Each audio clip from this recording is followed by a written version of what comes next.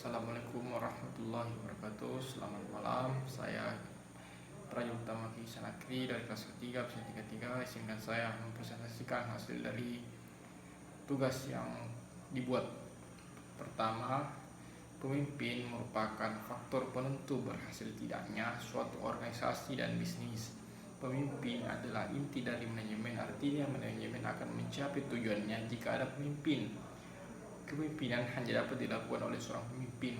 Pemimpin adalah seseorang yang memiliki kemampuan kepemimpinan, memiliki kemampuan untuk mempengaruhi pendirian pendapat seorang atau sekelompok orang tanpa menanyakan alasannya.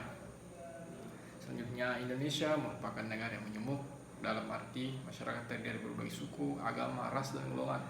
Permasalahan dalam perbedaan pendapat dapat diselesaikan memiliki tujuan yang kuat. Kemudian dengan adanya perbedaan tersebut dapat menimbulkan gesekan sosial dengan yang disebabkan oleh adanya semua kepentingan masyarakat agar tetap terintegrasi dalam kerangka negara kesatuan Indonesia. Masalah konflik di Indonesia merupakan fenomena yang sudah tidak asing lagi dan telah menarik perhatian publik karena bentuknya yang parsial, telah menimbulkan kekerasan sosial dan telah menyebar ke berbagai lapisan masyarakat. Pada umumnya, konflik disebabkan oleh perbedaan pendapat, pikiran, perkataan, dan tindakan. Sikap dasar yang sulit dan tidak mau menerima dan menghargai perbedaan tersebut akan mengubah seseorang menjadi karakter yang berkonflik.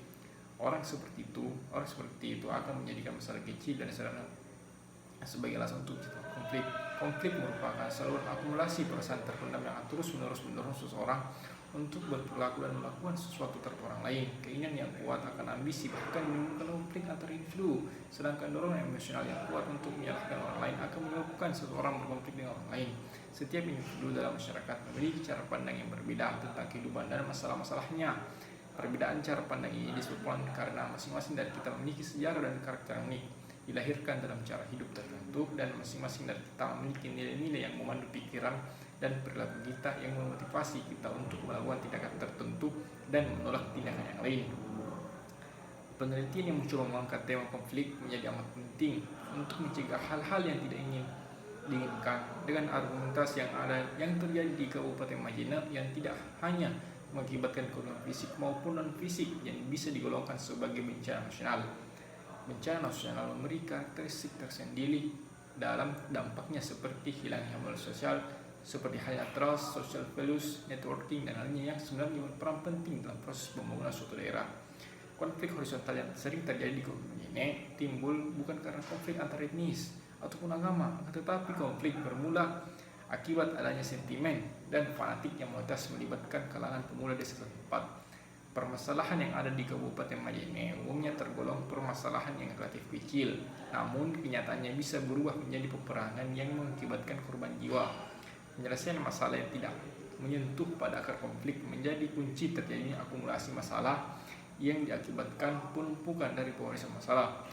Penanganan konflik bagi melibatkan aparatur pemerintah daerah maupun tokoh-tokoh yang ada dirasa belum maksimal. Hal ini bisa dihindari gagalnya proses mediasi yang dilakukan sehingga menimbulkan konflik makin luas. Berikut adalah beberapa upaya yang dilakukan oleh pemerintah Kabupaten Majene dalam menangani konflik. Pertama, konflik dapat didefinisikan sebagai semua seni mengelola berbagai konflik atau konflik yang ada untuk mencapai tujuan yang telah ditentukan, apakah tujuannya berupa akomodasi, dominasi, ataupun kemenangan suatu pihak. Berarti ini 2012 pada halaman 13 menyatakan manajemen konflik adalah sebagai cara-cara yang berbeda adalah hal ini. Konflik dapat dikelola dengan pihak-pihak itu sendiri. Artinya pihak-pihak yang berkonflik dapat menyelesaikan konflik tanpa melibatkan pihak luar dan menjadi konflik dibagi dalam beberapa bagian antara lain. Pertama, konflik destruktif yang mencakup konflik dan menjadi konflik yang konstruktif. Selanjutnya pada tahap negosiasi. Penulis merasa perlu membahas hal ini. Sarman 2001 mendefinisikan bahwa negosiasi adalah proses di mana beberapa kelompok menggabungkan pandangan mereka yang berbeda tentang suatu menjadi suatu hasil yang disepakati. Kelompok tersebut setuju untuk duduk dalam proses negosiasi karena mereka menyadari bahwa akan ada hasil yang lebih baik dalam menyelesaikan konflik. Kesimpulan yang dapat ditarik berdasarkan definisi negosiasi adalah bahwa negosiasi dimaksudkan untuk meningkatkan hubungan antara pihak-pihak yang berkonflik sehingga di kemudian hari pihak-pihak yang berkonflik akan menjalin hubungan yang lebih baik dari sebelumnya. Sulitnya proses memulai komunikasi antara pihak yang terlibat konflik dalam bentuk penyelesaian konflik melalui negosiasi langsung. Dalam banyak kasus resolusi konflik menjadi faktor peningkatan resolusi konflik melalui mediasi dengan menggunakan peran pihak ketiga.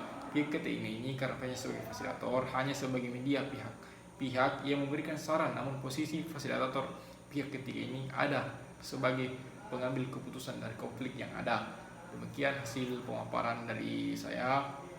Atas segala perhatian saya ucapkan banyak terima kasih, dan atas segala kekurangan dan juga terima kasih atas pengertiannya. Assalamualaikum warahmatullahi wabarakatuh. Selamat malam.